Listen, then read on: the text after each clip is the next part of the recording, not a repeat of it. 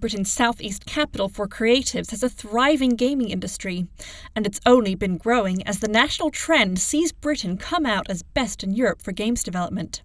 It's been great. There's been a huge explosion of new studios, new people making games. There's new technology that allows people to make games in an easier way. So it's been a really good time to be in the games industry. And it's no surprise, as a special tax break for the creative industry has contributed to an explosion of international growth, with the UK being top in Europe for tax incentives.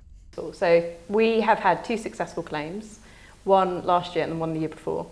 And both times it's wiped out our corporation tax bill that was due, but both times it has also given us a cheque which has allowed us to pay for our senior artist. With the Brexit uncertainty looming over the horizon, gamers have gathered in Brighton to meet key industry experts and discuss what the future might hold.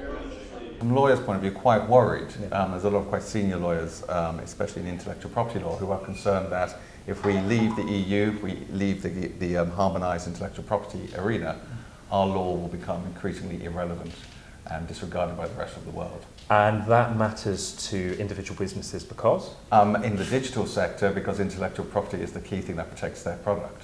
I think particularly things around EU workers and the ability to work in the UK, it's going to have a huge impact on some companies.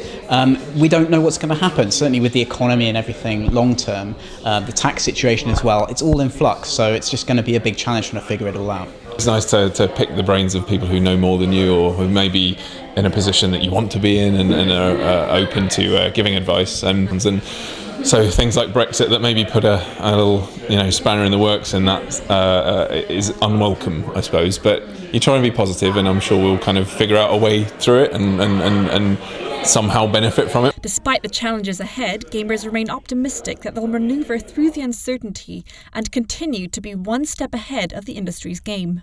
This is Marian Lanus for Latest TV News.